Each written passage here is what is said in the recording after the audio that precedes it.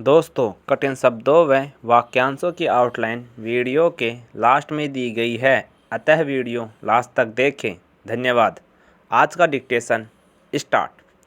उपाध्यक्ष महोदय, यहाँ मैं इस बात पर जोर देना चाहूँगा कि हमें वे क्षेत्र चुनने चाहिए जिनमें हम राष्ट्रीय और अंतर्राष्ट्रीय स्तर पर सबसे ज़्यादा प्रभावी हो सकते हैं, पर यह चयन बहुत सावधानी से करना होगा।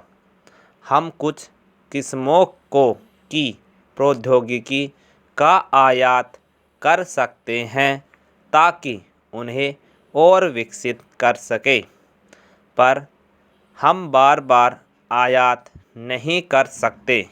यह बात महत्वपूर्ण है।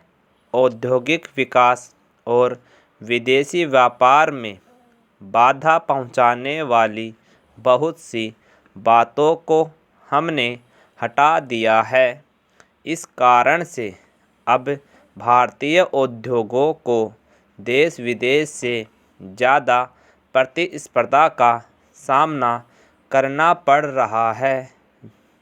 कुछ क्षेत्रों को छोड़ दे तो प्रौद्योगिकी के चुनाव जैसे विषयों पर निर्णय अब मुख्यतः उद्योगों द्वारा ही लिए जाते हैं।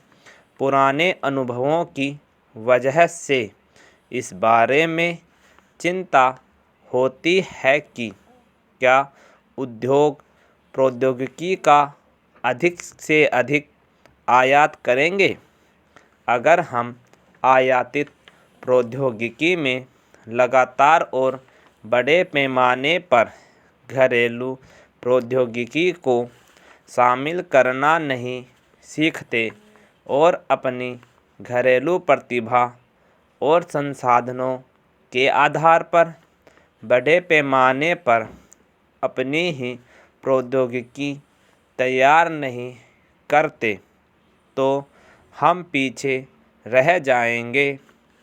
अगर आप देश में ही नया कुछ नहीं करते, अगर आपके पास अपना कोई अनुसंधान और विकास कार्यक्रम नहीं है, अगर आपके पास अपनी प्रौद्योगिकी नहीं है, कोई आवश्यक नहीं कि प्रौद्योगिकी 100% आपकी अपनी हो, पर ऐसी हो जिसको आपने सुधारा हो और जिसका भारतीयकरण किया हो, तो आप प्रौद्योगिकी के क्षेत्र में पीछे छूट जाएंगे।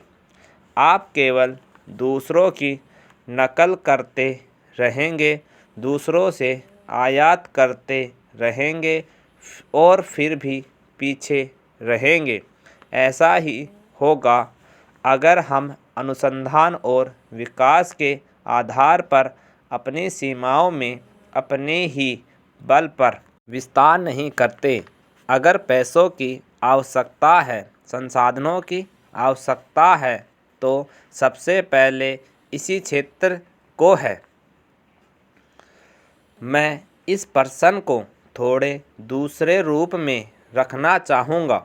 उद्योगों के क्षेत्र में अधिकाधिक प्रौद्योगिकी करने के मुद्दे को हमें अंतर्राष्ट्रीय प्रतिस्पर्धा और विदेशी मुद्रा की कमी के संदर्भ में देखना होगा। व्यापार असंतुलन को दूर करना अपने आप में महत्वपूर्ण है, पर इसी को लक्ष्य बना लेना पर्याप्त नहीं है। भुगतान असंतुलन की हमारी समस्या तभी दूर होगी जब हम प्रौद्योगिकी का शुद्ध निर्यात करना शुरू कर देंगे, और यह मैं भारतीय वैज्ञानिक समुदाय के सामने एक चुनौती के रूप में रख रहा हूँ। कंप्लीट।